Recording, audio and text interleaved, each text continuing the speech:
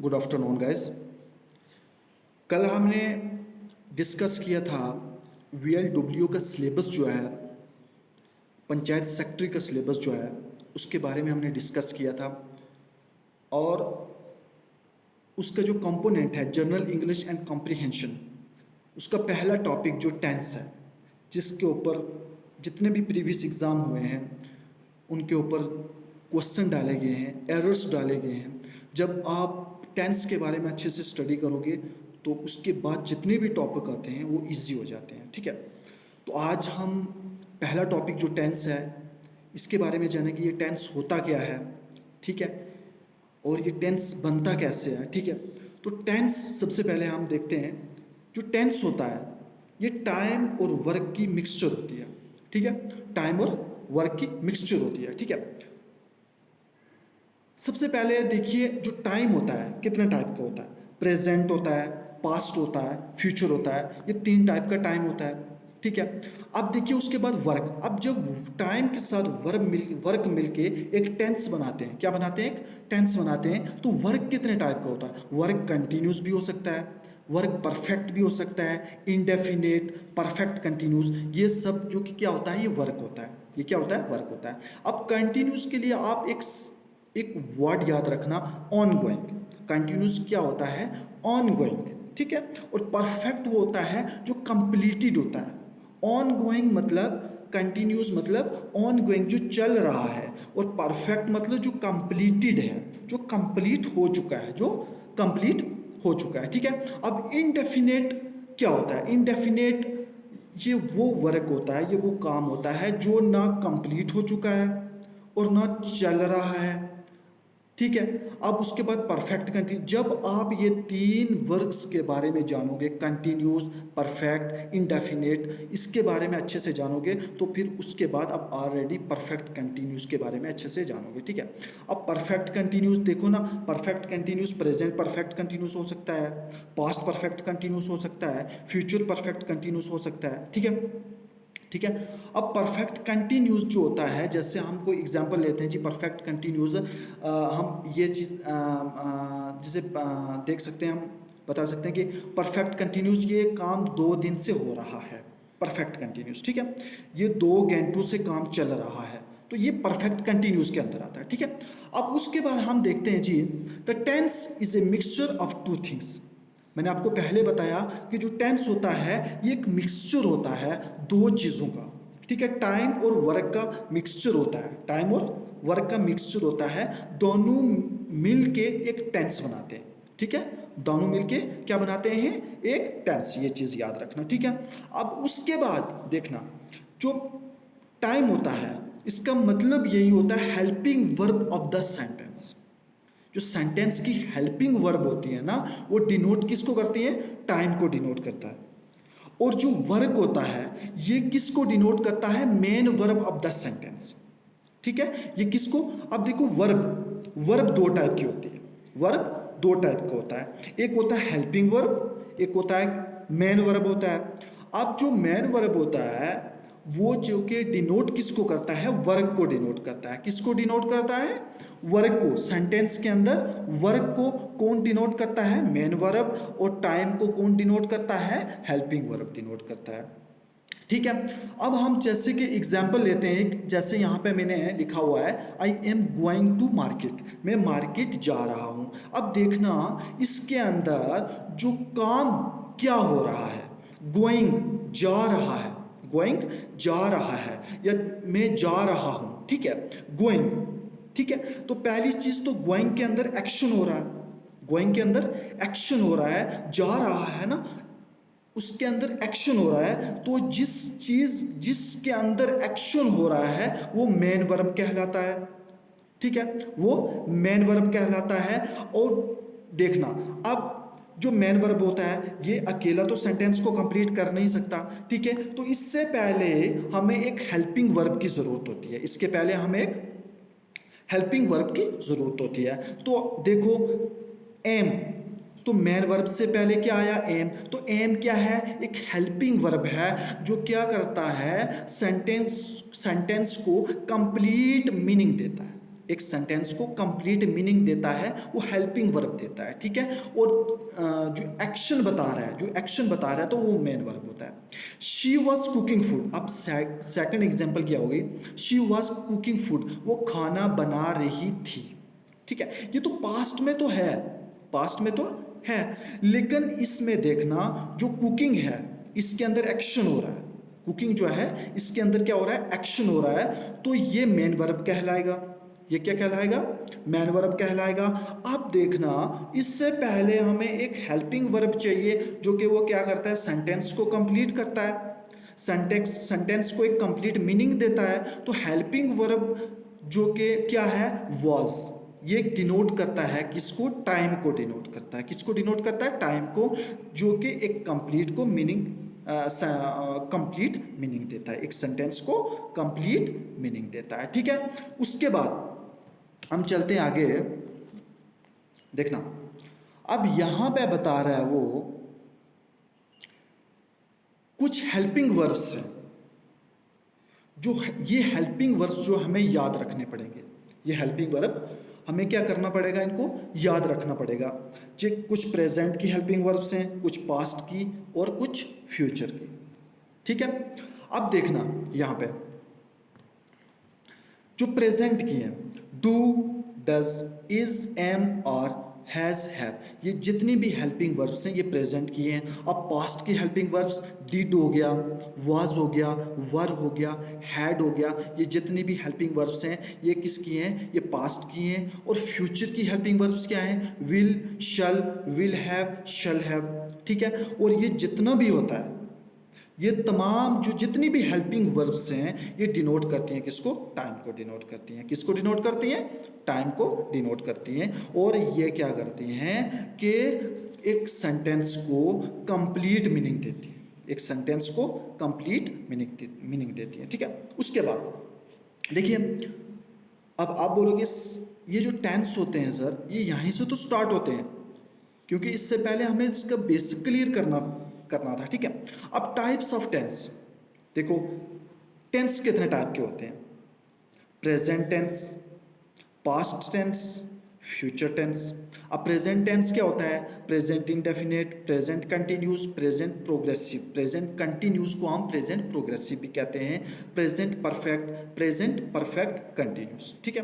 उसके बाद past tense, past indefinite, past continuous को हम पास्ट प्रोग्रेसिव भी कहेंगे, पास्ट परफेक्ट कंटिन्यूस। अब उसके बाद फ्यूचर आ गया, फ्यूचर टेंस, ठीक है, फ्यूचर इंडेफिनिट, फ्यूचर कंटिन्यूस को हम फ्यूचर प्रोग्रेसिव भी कहते हैं, फ्यूचर परफेक्ट कंटिन्यूस, ठीक है। उसके बाद हम चलते हैं जी, अब देखो प्रेजेंट टेंस क्या होता है, ठीक है। अब प्रेजेंट टेंस के बारे में हमें जानना है कि सर प्रेजेंट टेंस, आप पूछोगे सर ये प्रेजेंट टेंस होता क्या है, तो present tense it is used to denote the present state. और ये किसको डिनोट करता है, प्रेजेंट स्टेट को डिनोट करता है, प्रेजेंट वर्क को डिनोट करता है। जो प्रेजेंट में अभी जो काम हो रहा है ये वो प्रेजेंट को डिनोट करता है, ठीक है। अब देखना प्रेजेंट टेंस, ये जो प्रेजेंट में काम हो रहा है उसको डिनोट करता है प्रेजेंट टेंस। अब सिंपल प्रेजेंट टेंस क्या होता है, it is used to denote habitual action, routine. ये किसको डिनोट करता है, हैबिचुअल एक्शन, हमारी हैबिचुअल एक्शन को डिनोट करता है, हमारी रूटीन को डिनोट करता है। जो हमारी हर रोज की रूटीन है, जिस चीज की हमें हैबिट बनी हुई है, ये किसको डिनोट करता है, सिंपल प्रेजेंट टेंस, ठीक है। जैसे I play cricket every day, देखो मैं हर रोज क्रिकेट खेलता हूं, तो देखो एवरी डे, हर रोज, ये मेरी हैबिट हो गई है, ये क्या हो गया है, मेरी एक हैबिट हो गई है, ये मेरा रूटीन बना हुआ है कि मैं हर रोज क्रिकेट खेलता हूं।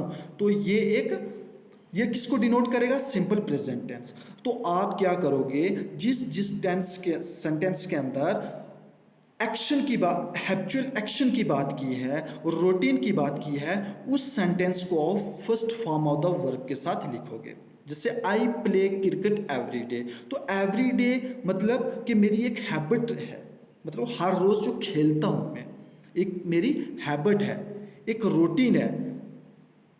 इसको हम जिस सेंटेंस के अंदर हैबिचुअल एक्शन हो, हैबिचुअल एक्शन की बात की हो और रूटीन की बात की हो, उस सेंटेंस को हम first form of the verb के साथ लिखते हैं।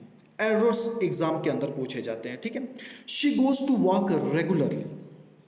अब देखो रेगुलरली, अब रेगुलरली की बात की गई है यहाँ पे, तो ये भी एक हैबिचुअल एक्शन हो गई है, ये भी एक रूटीन हो गई है। तो इसको भी हम, इस सेंटेंस को भी हम first form of the verb के साथ लिखेंगे।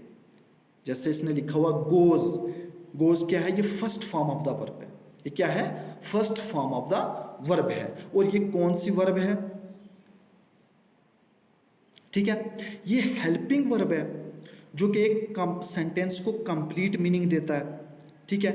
अब देखो उसके बाद देखना, एक नोट है, याद रखना, routine and habitual action are always written in first form. जो रूटीन होती है और हैबिचुअल एक्शन होता है, ये हमेशा फर्स्ट फॉर्म में लिखा जाता है, ये हमेशा फर्स्ट फॉर्म में लिखा जाता है। ये किस में लिखा जाता है, फर्स्ट फॉर्म में लिखा जाता है, ठीक है। इसकी स्ट्रक्चर की बात की जाए, ठीक है, इसकी स्ट्रक्चर की बात की जाए तो देखो स्ट्रक्चर में दो, एक तो ये सिंगुलर होता है, एक प्लूरल होता है। अब ही शी इट क्या होता है, ये सिंगुलर होता है, और plural I we you they. अब आप कहोगे कि आई को सर आपने कैसे प्लूरल लिख दिया, तो आपको मैं बता रहा हूँ कि आई को टेंस के अंदर हमेशा आई को प्लूरल ही लिखा जाता है, ठीक है। अब इसकी स्ट्रक्चर कैसे बनती है, subject plus do does plus first form of the verb plus object, ठीक है। अब उसके बाद देखिए सिंगुलर के लिए स्ट्रक्चर इसकी क्या बनती है, सिंगुलर के लिए अब देखना, subject plus does plus first form of the verb plus object. अब सिंगुलर क्या होता है, ही शी इट, तो ही शी इट के साथ हमेशा डज का इस्तेमाल किया जाता है और first form of the verb का इस्तेमाल किया जाता है, ठीक है। जैसे उसने यहाँ पे लिखा है she eats an apple, she eats an apple, वो सेब खाती है। अब देखो शी क्या है, ये सिंगुलर है, तो सिंगुलर के साथ हमेशा एस या ई एस का इस्तेमाल होता है, ठीक है। तो उसने इसलिए ईट्स, ईट को ईट्स लिखा, इसके साथ एस का इस्तेमाल किया, एन एप्पल। अब इसको हम नेगेटिव बनाएंगे, she does not eat an apple, लेकिन इसमें एक चीज़ याद रखना कि शी क्या है, सिंगुलर है, तो इसको हम इसके साथ डज नॉट का इस्तेमाल हमने किया है, ईट एन एप्पल। अब आप कहोगे कि सर आप मुझे ये बताओ, यहाँ ऊपर तो आपने ईट्स लिखा, यहाँ पे आपने ईट क्यों लिख दिया। आप एक चीज़ याद रखना कि अगर सेंटेंस के अंदर एक बार एस या ई एस का इस्तेमाल हो गया तो उसके बाद एस या ई एस का इस्तेमाल नहीं होगा, ठीक है।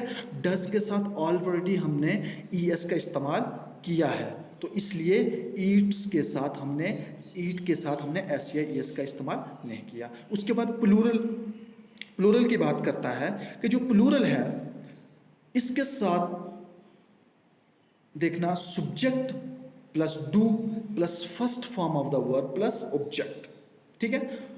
प्लूरल का स्ट्रक्चर ये बनता है कि subject plus do plus first form of the verb plus object, ठीक है।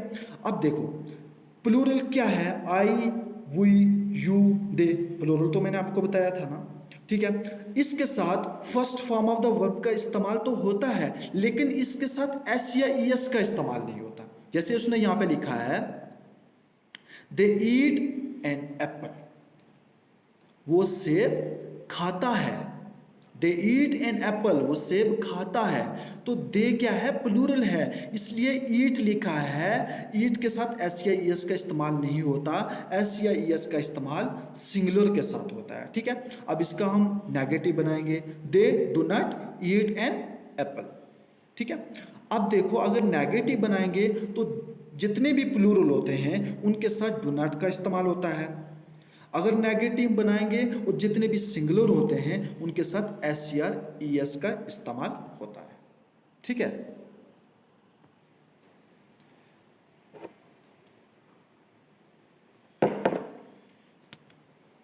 चलते हैं हम आगे।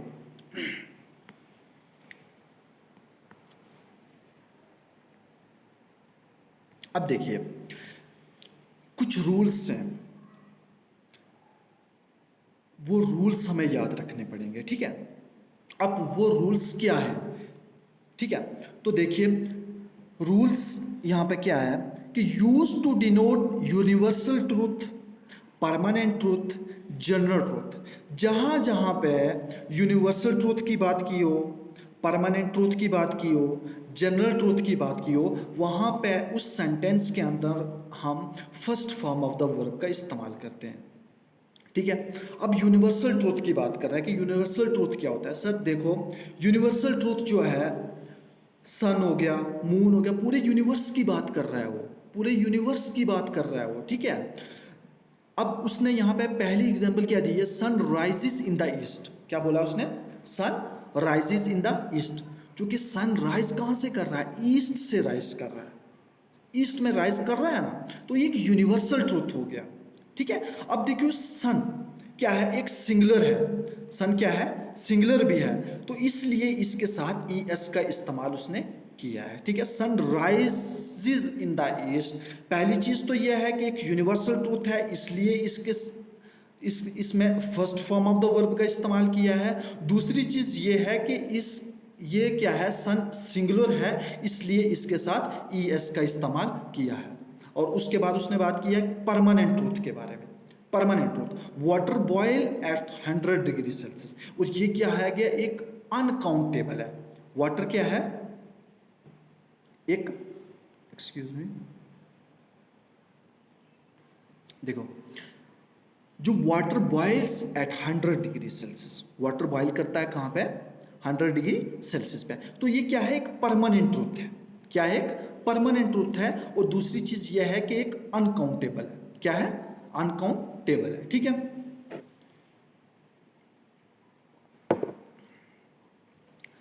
तो परमानेंट ट्रूथ है, water boils at 100 degree Celsius, ये तो एक परमानेंट ट्रूथ है। दूसरी चीज है ये अनकाउंटेबल है।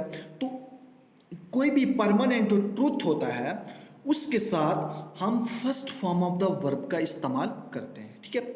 अब उसके बाद जनरल ट्रूथ की बात कर रहा है, slow and steady wins the race, slow and steady wins the race. जहां पे कोई जनरल ट्रूथ की बात की हो, slow and steady wins the race, तो उस सेंटेंस के अंदर भी first form of the verb का इस्तेमाल किया जाता है, ठीक है। उस सेंटेंस के अंदर भी first form of the verb का इस्तेमाल।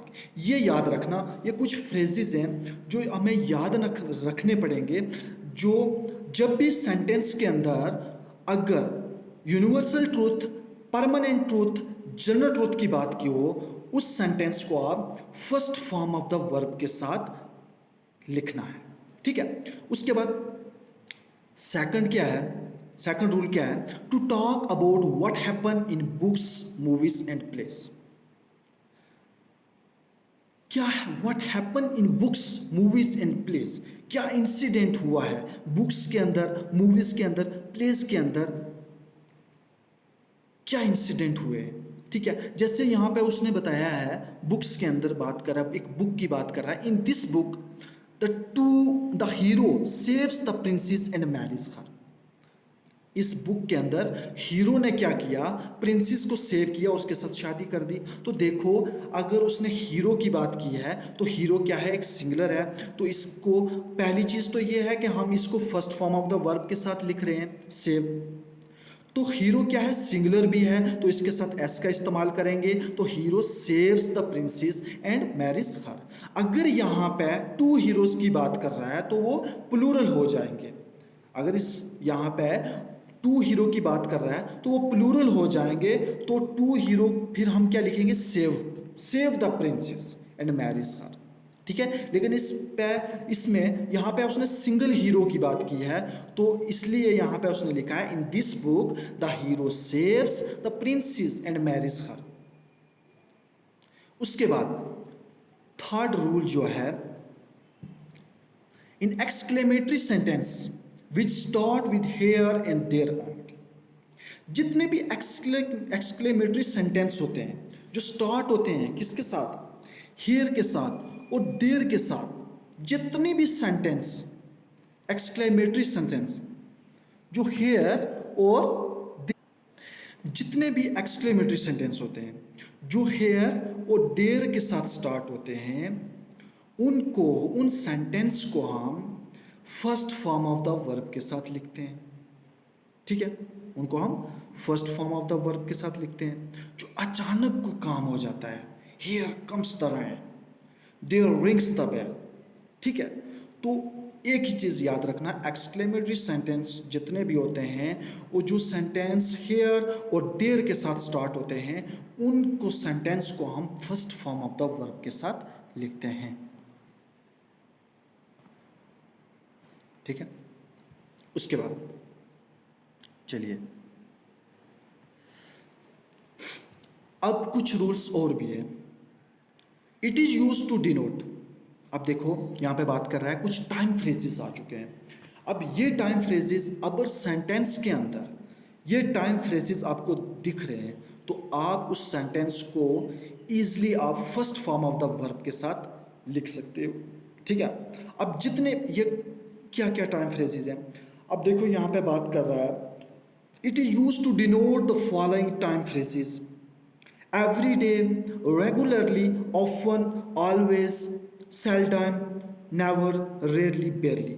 ये जो कुछ टाइम फ्रेजेस हैं, एवरी डे हर रोज, regularly, often, always, seldom, never, rarely, barely. अब ये जो टाइम फ्रेजेस हैं अगर सेंटेंस के आप अंदर आपको दिख रहे हैं कहीं, तो आप उस सेंटेंस को first form of the verb के साथ लिख सकते हो।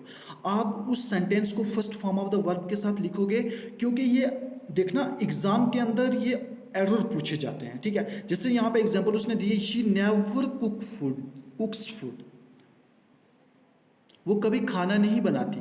तो क्या है इसमें, देखो ना, इसमें उसने बात की है किसकी, उसकी हैबिचुअल एक्शन की बात की है, वो खाना ही नहीं बनाती। ठीक है, मतलब उसको एक हैबिट पड़ी हुई है कि वो खाना, उसकी एक रूटीन बना हुआ है कि वो खाना नहीं बनाती। ठीक है, तो रूटीन की बात कर रहा है। ठीक है, तो उसको, इस सेंटेंस को आप first form of the verb के साथ लिख सकते हो। ठीक है, जैसे देखिए यहाँ पे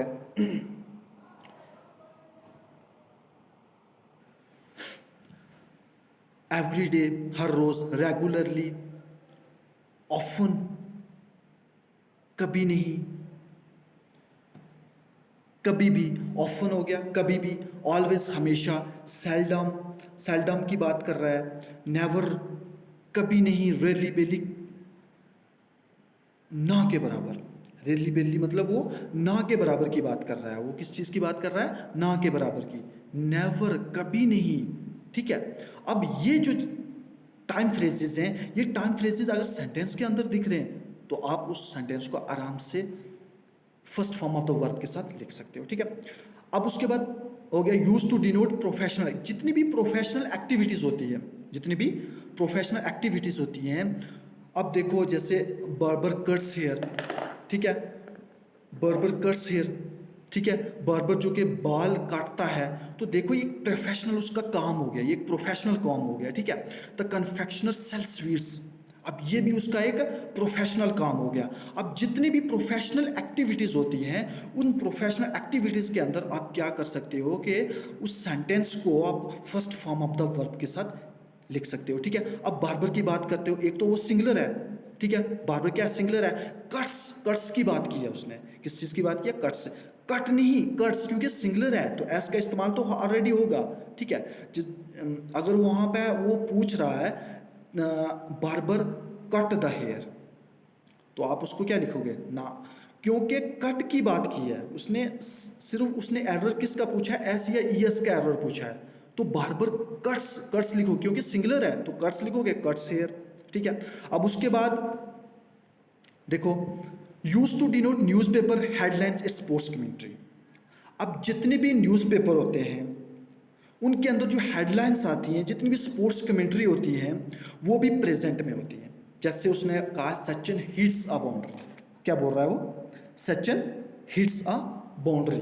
ठीक है, तो देखो ना, सचिन ने हिट की बाउंड्री, तो उसने प्रेजेंट में हिट की। अगर पास्ट में, अगर आप फ्यूचर में कोई मैच आप देख रहे हो, पुराना मैच देख रहे हो, ठीक है, तो देखना वो जो कमेंट्री होगी वो भी प्रेजेंट में चल रही होगी। ठीक है, ना, बल्कि वो ये थोड़ी कहेगा कि सचिन ने 2 दिन पहले हिट की थी बाउंड्री या 1 मंथ पहले की थी हिट बाउंड्री। नो, ऐसे नहीं कहेगा। वो प्रेजेंट में उसकी जो कमेंट्री होगी, वो जो कि स्पोर्ट्स कमेंट्री होगी, वो प्रेजेंट में चल रही होगी, ठीक है।